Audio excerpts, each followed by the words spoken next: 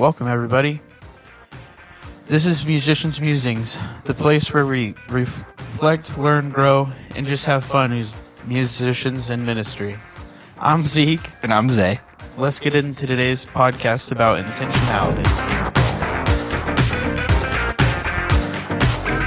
Right about now. Good morning, everybody. We're going to be releasing this in the morning. Still deciding on when we're going to actually release it. If you joined us in the previous episode, we had an interview with our special guest, Dylan. He is in the studio with us again, and we are recording an episode about being intentional, and mainly in music, but in every area and aspect of your life. So I have a couple of Bible verses here to start out with, both in the KJV version. Proverbs chapter 21 and verse 5. The thoughts of the diligent tend only to plenteousness, but of everyone that is hasty only to want.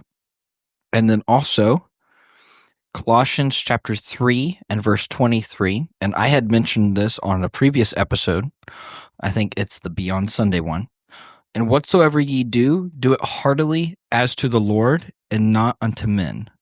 And going to verse 24 real quick, knowing that of the Lord ye shall receive the reward of the inheritance, for ye serve the Lord Christ. What do those verses tell us? Well, they encourage us to be purposeful and diligent in everything we do. We treat it as a service to God, whether that's practice or work ethic or whatever the case might be. We're doing it with intentionality in ministry, daily life, work, because the value of being intentional and thoughtful in your actions rather than rushing without purpose. And I think that is a great lead-in to the topic today. That's good. If I could add, Absolutely. I think one of the best examples of intentionality we have is Jesus. Yeah. Specifically, the woman at the well. In the Bible, it was John chapter 4. He said, I must needs go to Samaria. If that's not intentionality. He intentionally went out of his way to go through Samaria rather than going the long way around like everyone else. He did. So I was thinking about this, and I came up with a phrase: intentionality starts at the conception of an idea. All that means is when you have an idea, you automatically intend to do something with it, right? Whether that's cast it aside for a later day or to do something with it right now. Yeah. Right. Intentions play a huge role in music and just in life. Absolutely. So I kind of like to walk through intentions from a journey standpoint. So from start to not finish, but to where you want to be. Yeah. So intending to start is where everything starts, obviously. Mm-hmm. You don't just pick up an instrument and become the best at it. You have to intend to start at some point. Now, there may be the case where you have a 7-year-old at a conference and they pick up the guitar player's guitar and they have fun. Somewhere you've got to do something with that. You either have to intend to, no, I'm never going to play guitar, or I'm going to be the best guitar player. I'm going to play this event one day. Right. Oh, yeah. So that's where intentionality starts. Yeah, and I think every musician, when they're starting out at least, and it may not continue, most of it does, they want to play the conferences. They want to do the camps. I know I've been traveling, and like there's a bunch of little kids, and they're good musicians. Don't get me wrong. They're just young, and they want to play these camps and conferences. And on my personal thoughts, and I know we've kind of talked about it before, but a lot of it is like politics. It is. If you're not from the right church, if you don't have the right man of God, so to speak, like you have a very low chance of playing these things. Thankfully, some of that paradigm is shifting a little bit. Yeah. So it shouldn't be that way. At the same time, I would rather put more emphasis on my week-to-week ministry. Yeah. And that was another idea I had, and I talked to you a little bit about it. Like, what's the difference in reality between a conference musician and a local church musician? Right. It's my personal opinion that the local church musicians that are there week to week. They're practicing most times at least an hour they take of their week at the church to practice with the other musicians, the singers, so on. It's my personal belief that those are the musicians that push conference musicians. They're the ones that keep the conference musicians going. Yeah. And like, in a sense of the word, they are conference musicians. They are. Your church services, wherever you're at, that's a conference. It's my personal belief that you're going to be way more impactful to the kingdom of God in your local assembly than you ever will at a camp, a conference, a summit, whatever you play. Right. Absolutely. That was my ADHD brain, guys. Sorry, I think we went off track again. It was good, though. It was good. It was good. My next point was intending to choose the correct instrument, right? At some point, you've got to get out of the mindset of, I want to play music. It has to be specific. I want to play bass. I want to play guitar. I want to play drums. I want to have a starting point. Exactly. I want to play keys, because I don't know anybody personally that can just go to Sweetwater or Guitar Center and be like, I want that. You know, I want all of it. Just give me all of it and I'll learn what I can. So you have to be intentional in choosing that. Even if you are in that situation and you can do that, which if so, you know, my PayPal is I got cash. Yeah, right. Whatever you need, I got it. You have to intend to practice one of those. Which one are you going to do first? Yeah. Or, like I said earlier, are you going to put it on the back of your mental to-do list? Yeah. What importance does that have? So after you choose your instrument, you have to intend to stick with it. Not going to lie, practice is not always fun. No. I don't think it is. There's some times where I'll sit in my room after 3 hours of playing and I'll just be like, I'm not getting it. I don't understand. This is frustrating. And I'm pulling my hair out. I want to break the guitar over somebody's head. I want to. It's not always fun, but you have to stick with it. Right. You have to intend to stick with it. And you have to intend to use music somehow. Are you going to be a at-home player where you just bring your guitar out once every couple of months and plunk around on it? Maybe. Yeah, maybe even to show off, or to sing Baby Shark with your kids. What's your intentions? I believe that God gave us music to play in a setting of church. Yeah. When you start an instrument, I believe you should intend to play in your local assembly. Absolutely. Maybe not immediately. You have to know your stuff to some level, to beginner level at least. Right. Before, but absolutely. And I thank God for it. There is an excellence in the apostolic community right now that it's just, there's such a high bar, and it's amazing. It pushes all of us just to get higher, to reach higher heights. Our goals are so far out now compared to what they used to be. It's amazing. But you have to intend to do all that. You have to intend to be on the platform and maybe even set dates.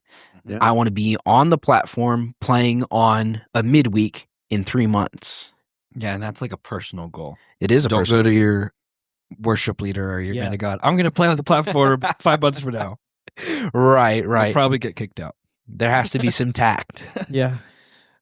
But it is important to set personal goals. Absolutely. Short term and long term. Write them down. Yeah. Write them down. If you write down your goals, that will show your intentions. Yeah. Make it plain upon tables, that he may run that readeth it. Right. And then after you have your goals, you have to practice. You have to practice. And then practice some more. Exactly. So there was something my dad told me when I first started playing guitar. And that was, if you want to be okay, practice 15 minutes a day. If you want to be good, practice 30. Yeah. If you want to be great, practice an hour a day. If you want to be one of the best, you have to practice 2 hours plus a day. Yeah, and I don't think you have to do that all at once, in my opinion. Right. I don't know if I could. Well, yeah, especially for a drummer, that can get exhausting Yeah. real quick. very quick. I sit behind a kit, 15 minutes later, my hands are done. Yeah, maybe an hour at most. Right. And then your arms feel like spaghetti noodles and Yep. right. So you've got to build it up. You've got to build it up. And when I say practice, that doesn't even necessarily mean just behind the kit or behind your instrument. Yeah. You can practice just by listening to music. You can practice by mentally picking apart different solos, different lines, different songs. Some of my best practice has been listening to music and just setting a bass down on my lap, looking at the fretboard and not playing anything. Yeah. Because you start connecting dots. Yeah. One thing that I like to do is before I even touch my instrument on a song, I like to take a pad of paper and write down, I use Nashville numbers. Mm-hmm. I like to write down the numbers that I think it is. Yeah. Runs and everything. And that's part of ear training. Yeah. So it's not easy and you're going to mess up a lot, but you'll start to get it. The Yeah. more you do it, the better you'll get. Absolutely. And there's been times where, and if you don't know how to do sheet music, whether that's on drums or another instrument, I think you should learn at least to a level. On drums, I will give the drummers a shout out if you can. Props to They're you. awesome, because there's no set way to write a drummer's sheet music. It's always different, varying on the artist. Let me clarify this. If you can sight read it, I don't even know what planet you're from. Yeah. And so I spent the first year I was playing was only rudiments and sheet music. That was it. And there was times where I sat down, and that's how I learned my drum part. I wrote out the sheet music for it. Even if I didn't know how to do it, I would sit down. Okay, it's this note. It's an eighth note. Right. It sounds like it's on the bass drum. That's how I learned Your Great Name. Yeah. Originally, is writing out the sheet music. I had no idea how to play it. Mad props to the guys who can do that and stick with it, play stuff note for note. I can't imagine trying to do that's way beyond my league. Yeah. So yeah, even if your practice is writing stuff down like that, Mm-hmm. make sure you're hitting. If you practice, okay, we're going to do something here. I'm going to grab my calculator. I'm going to do some math. Okay. So if you do 15 minutes a day, okay, and we'll say you can't play Saturday because you got your paper out, and you're not going to do it Sunday because church and lunch, and then you got to get your afternoon nap. So we'll say 5 times per week. Okay. You've got 75 minutes in 1 week. Okay. So let's multiply that by 4. You've got 300 minutes. Okay. And then if you divide that, what would it be by 7? Depending on where you're going. I don't know where Hold you're on. going. I think I messed that up. So 300, right? Divided by 60. That's 5 hours. Yeah. Yeah. Okay. You've got 5 hours of practice for that month. Now, if I told you sit down and practice for 5 hours, you would look at me like, no, Yeah, not doing I'm not happening. I can't do that. But if you break it down into those 15-minute increments, Yeah. Yeah. that 5 hours looks pretty easy. Yeah. Now, Especially if you if you're doing 2 15 increments a day. right. So then you get to 30 minutes a day. Yeah. So that 30 minutes a day doubles. Mm-hmm. So you're at 10 hours Yeah. A month. Yeah. a month. Now, if you go to that hour a day, you're blowing things out of the water. 30 hours a month. Right. I think would it be 20? No, I think, I don't know. I'd have to sit down and do the math. again. Yep. Yeah. Either way, if you break things up like that, Yeah. 20 hours. that's kind of how marketing people do it. That's why they always ask you, hey, do you want to round up 13 cents to donate to the Taco Bell Foundation or whatever? Unless I did the math wrong. I just did the math for the 60 minutes a day. That's an hour. Mhm. You'd have 4,800 minutes in a month of practice time. I divide that by 60. It's 80. Yeah. Yeah. I mean, the numbers add up super quick, right? So that's all time that you have practicing, and you really only have about an hour a day in it. Yeah. Right? And that's a very doable, whether you're splitting that hour up into 4 15-minute increments Yeah. or 2 30 minutes. That's Or very all at doable. once. I want to do it all at once personally, but You can. Yep. if your schedule permits it, However you can do it, just Yeah. get your time in. Right. Get your time. That's the entire point. Get your time in. And be intentional about it. Yeah. like in your own words, let's define being intentional. We've used those terms, intentionality, musical intentionality, a couple of times. Mm-hmm. What in your words would you say that is? Whether that's playing a specific chord or knowing why, maybe? Yeah. So intentionality can vary in definition. Intentionality for what you play and why you play it. I guess that would be the reason you do that. The reason for dynamics. Yeah. The reason why you're playing in the first place. Why are you doing this? Mm-hmm.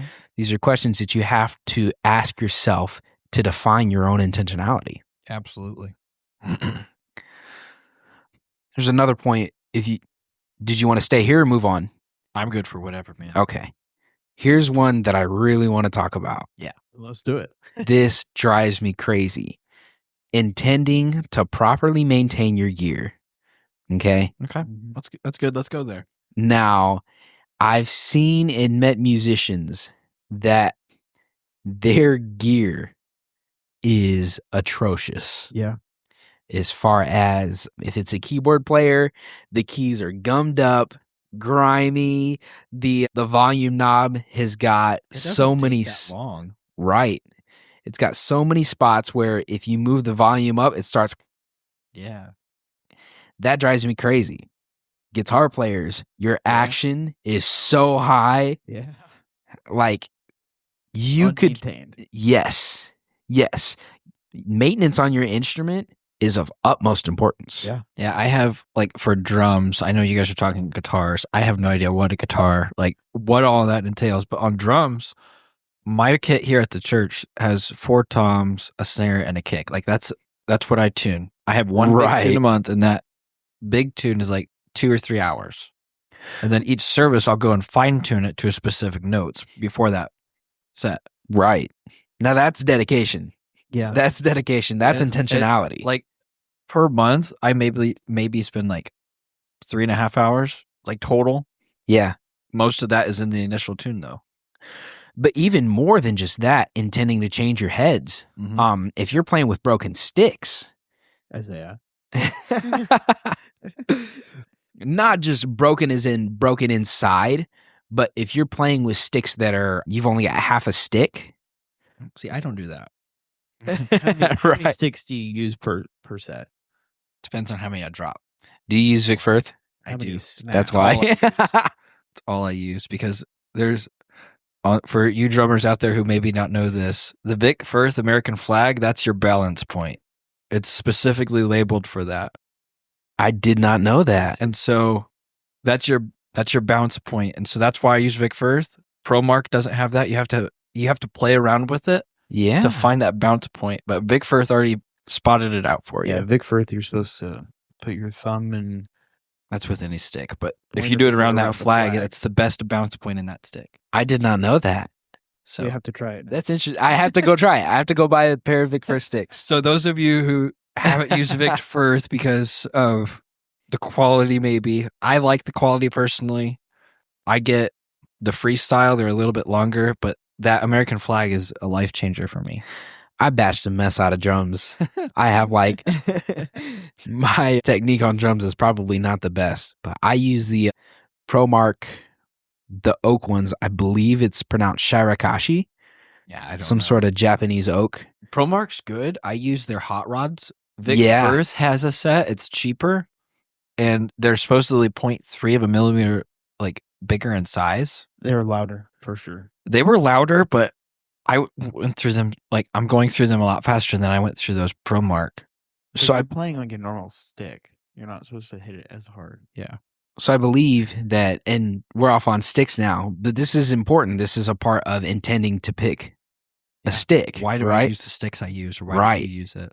Okay, so we can talk about this with sticks. We can talk about this with strings, with picks, right? Mhm. These are decisions that you have to intentionally The type make. of instrument, whether that, like, in bass, what brand am I getting, or guitar, or Right. drums? Yeah. right? Keys too. What tone do you want? Yeah, that's a big one. Mhm. So they're sticking with drumsticks. No pun intended. Durability is a huge thing, right? So if you want to go the most durable, a head makes an aluminum drumstick, Yeah. right? Now, what you're going to sacrifice, you're going to sacrifice your hands because Get drum gloves, if so. yeah, That's gonna help. you're also probably going to sacrifice some of your rims. And the heads, And the to some heads. extent, is I can imagine if you're playing with metal, that's gonna go through a lot. Metal faster. on metal. There's going to be a tone difference as well. to Probably. follow it. Probably. You have to change your tune. Absolutely. They're heavier. They're heavier, right? So also cost. Yeah. Cost is a huge factor for things like sticks, picks, strings. Yeah. There's brands of strings out there that are over $100 a set. Yeah. I'm sorry. I'm not gonna. I can't do that. No, I that's can't way do too that. much. Okay, I guess I can't say that. Mine's 70, $80 a set. And here But I am with the cheap bass strings because I play like just enough to be able to play a church service if I need to. And Dylan knows that I'm not lying when I say this. They're literally like $10. so I'll be honest. I just put them on today. A set of Ernie Ball. Yeah. 6-string. They were, I think, $30. I don't know what I bought. Whatever you had sent me that one time. Yep. I think they were $30. Okay, for 6-string bass Yeah. strings. Yeah. If you go up a string on bass, you're gonna pay Yeah. quite a bit more for that. Yeah, I only have a 5-string. So. Right. Well, even 5 strings, you're gonna pay quite a bit more for that as opposed to 6.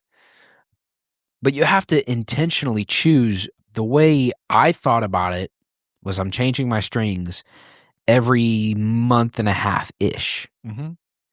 Am I really wanting to spend $150 to get a nice pair of strings? Well, yeah, and let's go here for a second. Why are you changing them so frequently? There's a reason why, and I think I know what it is. That's true.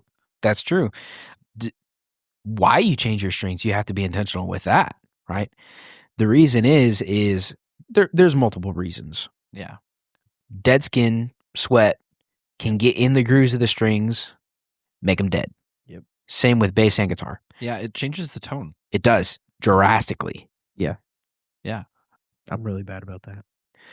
Well, guitar too, yeah. Does with guitar. Guitar strings I find break easier, but I have broken my fair share of bass strings. I've only broken a few heads, guys. So And one of those was the kick drum head Twice. service. So, funny story about that. Austin did that at Camp Shiloh last year when he played. I knew because me and Austin talked Yeah. a little bit about it. You couldn't tell out in the congregation. Like, he did a phenomenal job at covering it up. Yeah. And here I am. If it happens, I'm like just completely like, if you look at my face, it just says everything. Like, something's completely wrong. He's a beast. Yeah. He's a beast. So, but you have to be intentional about changing stuff like that, right? Mhm. If I got a kick drum head that's broken, if it's like a hairline crack, I really don't want to bust that thing all the way through mid-set. So Yeah. I got to be intentional about going to the music store, getting a new bass drum head, putting it on, tuning, and it's a lot of work. Yeah. Maintenance is not easy, and it's definitely not glamorous. Yeah. No, but I think it's completely necessary being intentional. We're going to use that term a lot. But if you're not, like, you could say that's not worshiping God to your fullest extent. Well, Like, that's going to be extremely harsh for those of you who haven't. Are you putting in all of your heart, all of your soul, all of your mind into music? that's good. That's good. Yeah, I like that a lot. That might just make everything a little bit heavier if you haven't, or maybe you're like, well, maybe I need to do a better job. Because, like, I think there's always that point. Like, I know I can. I absolutely can do a little bit of a better job. There's always that. Well, I can do a little bit better. Same. If you can't afford, and I've been here. I'm here right now, right? Same. If you can't afford to get new strings every month, there are other ways. It changes your tone quite a bit, but you can either leave them on and just clean them, there's actually something I did for a while with bass specifically. You can take the strings off and boil them. Really? Mm-hmm. Because it's not unwound nickel, right? Well, you can do any type of string. Yep. I use stainless steel. Gotcha. And I was very intentional about that. Stainless steel is a little bit brighter than nickel. But it's also harder, and you're going to sacrifice some fret wear, things like that. Fingers. Yeah, your fingers. But I've never tried it with guitar strings. But bass players, if their strings start to die a little bit, they'll take them off, boil them, wipe them down with some sort of towel, microfiber. Yeah. Preferably. Put them back on, and it restores like that brightness. So there are ways. There's probably only so long you can do it, though, isn't there? So there is. I think the most I ever did on one set, I made a set last 6 months. Wow. Yeah. Versus changing them every month and a half. So yeah, I think I spent $40 or something like that on a decent set of strings, and I boiled them, I want to say 3 times. It's crazy. So, and then it finally broke. Yeah. There's going to be that point. But there is a way. Yeah. Mm-hmm. There is a way. So if you're in that boat, there are alternatives. Yeah. So I'm going to step away from the maintaining the gear a little bit. I think we covered that. We covered it pretty good. I was just thinking the same thing. Yep. Ultimately, your intention has to be to play in church. Yeah. Whether that's a conference, your local setting, your youth class, your Sunday school. I know you guys do super church. Yep. And we do as well. If your intention is to start a super church music, you have to be intentional about that. Yeah. And if you're over music, maybe your super church or VBS, super church for us is like a mini VBS every month. Yeah. Right. We don't have like musicians playing it right now. We're not quite big enough yet. When like right now though, we're playing music for altar call or action songs from a computer, an iPad. Whoever's over that has to be super intentional about what am I picking, what version am I picking, and why. Even in the moment. Definitely. So let me throw this at you. Sometimes live music in a setting like that is going to be more of a distraction. Absolutely. Especially for kids, I think. Right. I remember as a kid, everybody comes to the front, right? Yeah. Mm-hmm. I'm standing there looking at the drummer, air drumming, right? I'm looking at the guitar player, and I'm like strumming away on my air guitar. I'm looking at the keyboard player. I'm making all of the faces that Brother Devin Deeds is making. I'm trying to do everything. So sometimes live music can be more of a distraction. Yeah, in some cases, for sure. And there's sometimes when, like, let's say you aren't doing live music, you have it through an audio source of some kind. Like, we use a computer usually. You have to put, like, one little part on loop. You can't let it leave that loop. Like, you're only doing that bridge of the song. Right. Because otherwise, people's minds inadvertently, subconsciously just drift away from what they're praying about and start listening to music. I know we would only play one song for the whole super church altar call, and they used to last like 45 minutes. So it'd get to the end, and then without fading it, they would just skip back to the very beginning. Or even just like to a random portion of the song. Yeah. And that was very distracting. Yeah. For us as musicians, but for everybody else. I can't imagine what everybody else was going through. Like, I don't know if they actually noticed because like they prayed for 45 minutes. Yeah. So as us as musicians, we're like, what are you doing? Yeah. So we were at Summit. The 3 of us were at Summit 2 months ago. That final night, Brother Cody Marks told the musicians to get off the music. Now that's very intentional. Right. Yeah. But in a setting like that, there was no drop off. In fact, in my opinion, It surged. the service was elevated. Yeah.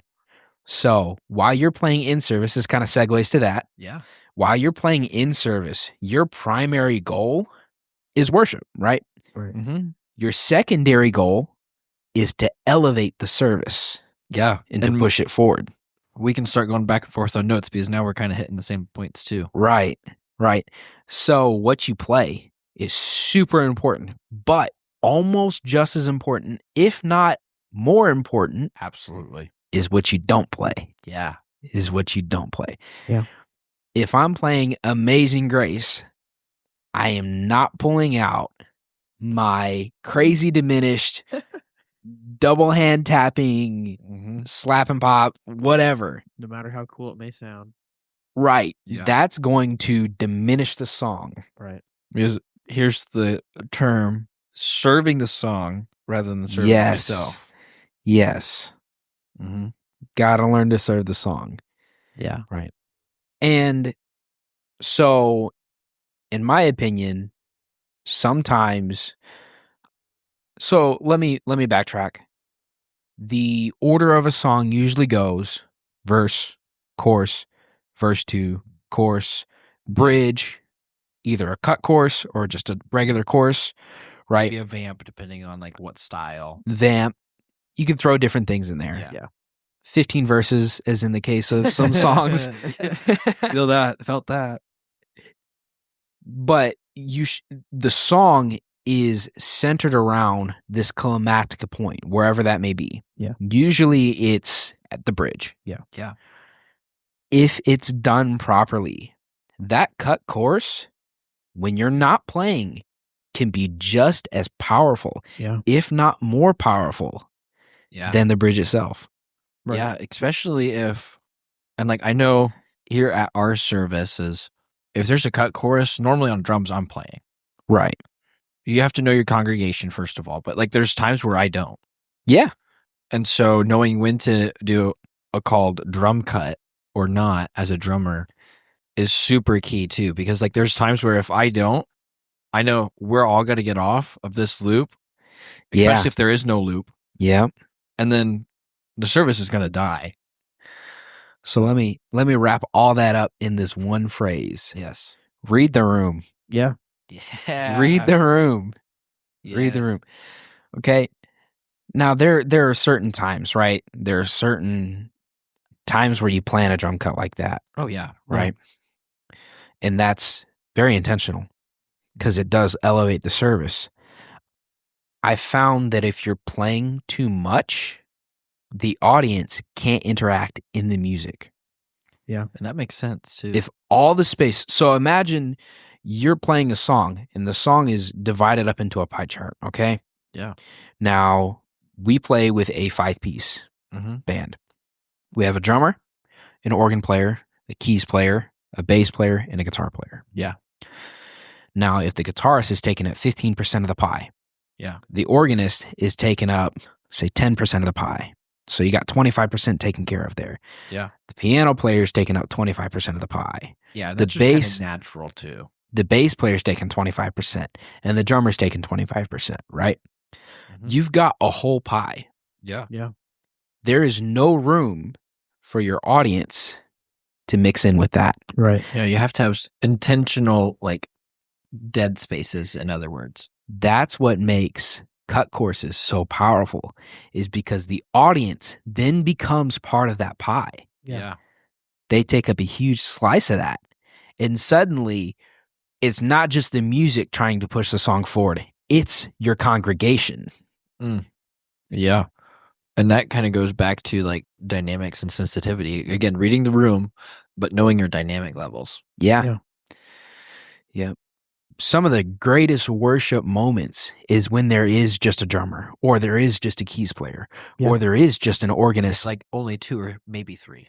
Maybe the praise singer's back off and it's Yeah. just the lead singer. Yeah. Maybe they're swapping back and forth. Yeah. Maybe. But through all of this, the audience is interacting. They're singing the parts with them. Their hands are raised. They're worshiping. Yeah. That's the moments that we try to create as musicians. Yeah. And like, here, let's go here for a second. So there's times, and I'm going to share me and Zeke experiences because we haven't played together. Right. Like there was a time a few weeks ago, we kind of mentioned it on a previous podcast, where it was a fast set list. We had just gotten out of like The Church is Alive, Going Down Under Our Feet by David Jennings. Fantastic song. A lot of fun to play. Service blew up. We only play usually Sunday night 3, guitar, piano, and then me on drums. Mom on keys left. She was worshiping. And so then it's just me and Zeke. That's tough. Yeah. That's tough. And so then you have to adjust your own dynamics. But again, communication, being able to communicate back and forth. I don't have a talk back. Right. Yeah. So thankfully we're brothers. We kind of look at each other, know what each other's thinking. We played Right. a lot together. And that helps too. So like in your experiences, whether that's at your church with like your brother or one of the other guys you play a lot with, or maybe at a conference, you don't know the guy. What do? You have to be super intentional about it, but how do you go about that? So it does come down to reading the room. You either overplay, which is dangerous, because Yeah. then you become a distraction. Yeah.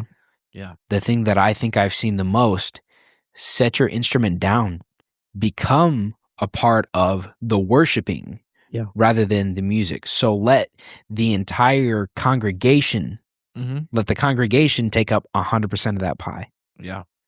Which is what happened at that winter summit. Yeah. that we I were think at. there's times for that, but I also think there's times where like if keys walks out, guitar player has to come on. I agree. The only thing is you don't want to become a distraction in that. Right. And so you got to be super sensitive, both to the room, reading it, and then also to the Holy Ghost. Yeah. Yeah. And if your man of God's telling you to do something, you follow it. Without question. Without question, you just do it. Without question. Especially as a lead guitarist, when you have to take over kind of the keys stuff. Yeah. Solo, shred this. Yeah, you can't do that all the time. You have to go back to like more chord stuff like that. You can't just lead the whole time. Okay. Hit a Colton duty, dude. So what's that? You're gonna hit a Colton duty. Right. So that calls back to your practice, being intentional. Practice for that moment. Right. Yeah. Know your chords. There's no reason for a guitar player who's been playing for 10 plus years to shred the entire service. Then when they're asked to develop a song chordally, Then they freeze. they freeze, right? Yeah, and I can't speak from experience, but I'm sure that's got to be tough. Well, that would just Going be back and forth between rhythm and soloing, like lead part. Yeah. Yep. It can be. The mindset has to change. Absolutely. The mindset has to change because you're not playing. You shift from playing the melody to defining the melody, if that makes sense. You have to chordally define Right. what's going on. Yeah. Your information, you become the information of the song, Right. which is tough sometimes. Oh, absolutely. But you have to be very, very intentional about that. The intention of music in a service, and I think I already said this before, to give praise and worship to God Mm-hmm. and to prepare the hearts of the people for the word of God. Yeah, I think we might have covered that either in this one or in the interview part. Right. It was, Okay. You- Like, absolutely. Going back and forth between that, you're helping prepare the people's hearts and minds for what for what part of their day didn't get out in pre-service prayer. You're helping get it out there. Right. So I want to talk about this just briefly, intentions and expectations in different settings. For example, midweek as compared to a conference, right? Yeah. My intentions on a Tuesday night, okay, are going to be Whenever your midweek is. Ours is Wednesdays. So Right. Just throwing that out there whenever that is for you. right. My midweek mindset is different yeah. than, say, my Camp Shiloh, or I guess this year it's Clesis. Yeah. It's different. I'm still calling it Shiloh. We're For the still record. calling it That's Shiloh. what I'm doing. I will forever call it Shiloh. So That's shout out great. to our Midwest youth directors. It's still Shiloh in my mind. Still You can Shiloh. still say Shiloh on the shirt. You'll be good. I'm going to add that as a hashtag, still Shiloh. But my mindset in that, my intentions are going to be way different. That's Right. the part we should bleep out, guys. Sorry. Go It ahead. has to be different. So my intentions for a midweek are going to be more along the lines of I need to create an atmosphere to where people can kind of get into the service a little bit more. In a midweek, People have gone to work. They've got stuff to do later that night. Their week's not over. Yeah. They've You got- might have still, if you're in school, whether college or high school or something. I've got a test Friday. Yeah, I got to Yeah. study. I got to study, and I got to study tonight. I can't go out to Taco Bell tonight with all my friends because I got to go home and study, but I kind of want to go out. You got to get their mind off of that. Right. Yeah. Got to get their mind off of that. So my intention in a midweek is going to be, I want to create an atmosphere that God can come in, remove the distractions, Yeah, and do what he wants to do. absolutely. A setting like Shiloh, the entire focus is that service. Oh, So there's no distraction. Every service. It's Right. You're there for that. You're there for that. Yeah. Right. So there's no distraction unless it's, the pizza's coming. Don't want it to be late. I got this girl that I'm looking at, Yeah. Obviously stuff like that's going to happen. But the entire purpose for something like Shiloh is for that moment. Oh, absolutely. Right. So my intention is going to shift from let's create an atmosphere to get rid of all the distractions to Right. let's dig in. Yeah. Yeah. Let's get this to the highest point that we can get it before the preacher steps on, takes the mic, delivers his heart. Right. Yeah. My mindset's going to be a little bit different. My intentions are going to be different. Yeah. And like if you're leading or building that set list in preparation for that, I think you have to think a little differently. You have to be spirit led. So if God's telling you to do one thing, do it. But like preparing an atmosphere, I'm not going to play Breakout, Under Our Feet, and whatever other fun, fast song you can think of on a At midweek altar service, call. or even at a Right. midweek service. Yeah. Like I'm going to play something like, okay, let's do Throne Room. Then we're going to go into King of Glory. That's A flat to E flat. I'm also thinking about where are my transitions between keys Yeah. personally, because like if I'm playing keys, usually I don't lift my hands off the keyboard until I'm done. Right. Yeah. That's a good point. Being intentional in your song choice, Yeah. Yeah. as far as keys go. It's a good And point. Flow. That's too. Because if you have a set that's, let's say you start on a fast song, but then it drops to a slow song, then it goes back up. That flow roller coaster is just going to mess with the audience, mess with the whole thing. That's true. Being intentional in the order of songs. Yeah, it's a Yeah. good point. And knowing, like, I think we went to IBC Music Fest, and like the general consensus was you start a set about 80 BPM. Yeah. From there, you can either drop it or you can elevate that That's good. 80 to 90 BPM. Yeah. That's interesting. So it's just kind of a little tidbit there. But And I know different churches, you do what works for you, yeah, Right. every city is going to be different. right? So in Buchanan, the way we do it a lot, sometimes we'll start off a midweek with a banger. Yeah. We'll start it off with You Have Made Me Glad by Charity Gale. Yeah. We'll Yeah. start it off with something upbeat, Which that's fun. wake up the audience, Yeah. get them ready. Right. Yeah. And then we'll drop it down to something like you said, Throne Room. We'll Yeah. do that. And then we'll do Can't Nobody. And there's times where you do have like Yeah. that kind of roller coaster kind of feel. Right. But I think for the most part, if you're being intentional and maybe a little bit of spirit led there too, you're going to have some sort of flow, whether that's we're going all the way up or we're going to just drop this. Right. So a church like ours is very diverse. So the intentionality there is to pretty much try to please everybody. Yeah. To kind of, Diverse is in like age range. Age is range, what I'm yeah. assuming you're okay. yep. We have elders, numerous elders. Yeah.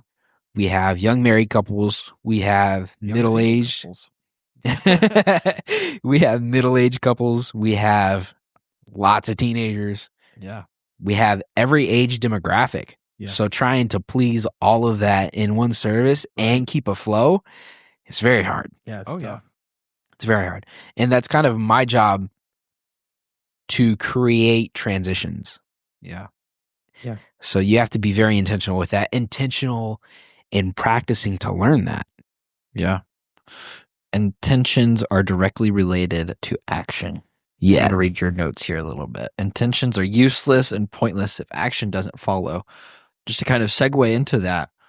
And so if you're not doing it intentionally, you don't have any action, you don't have any plan. If you don't have Right. a plan, first of all, you can't be intentional. Right. So let's walk that through. If you don't have a plan, you can't be intentional.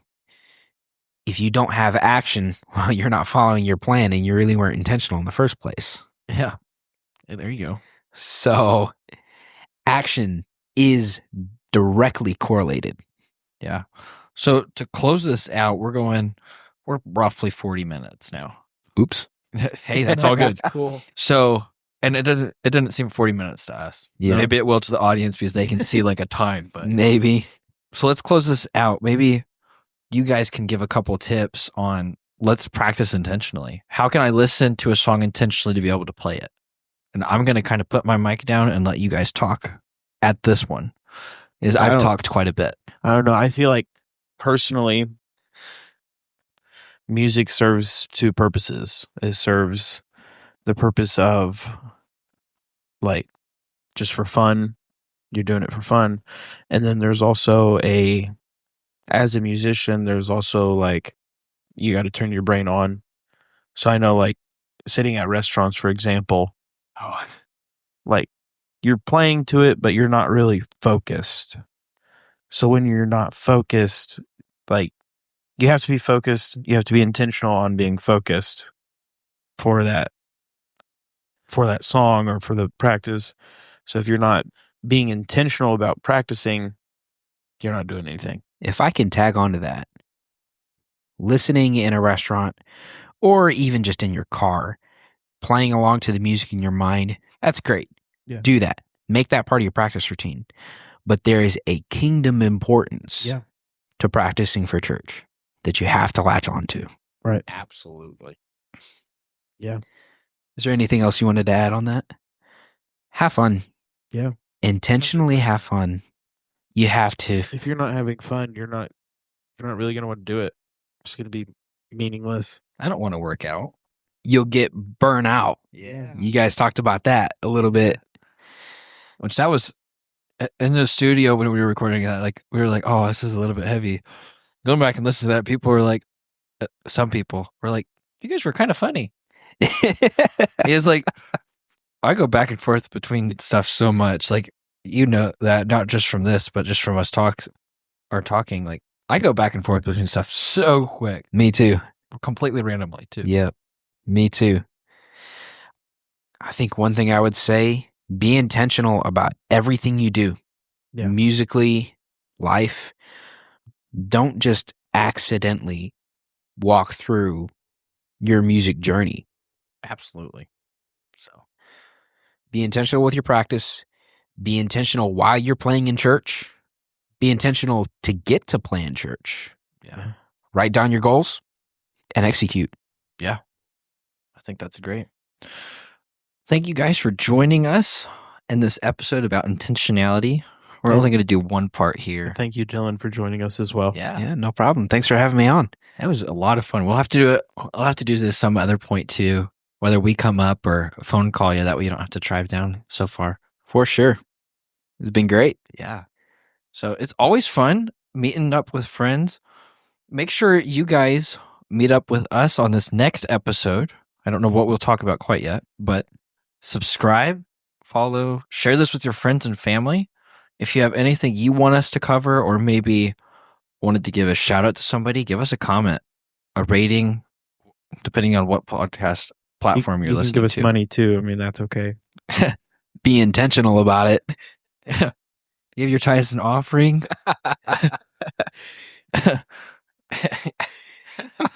There's so much running through our minds right now.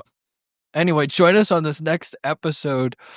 We greatly look forward to seeing you there.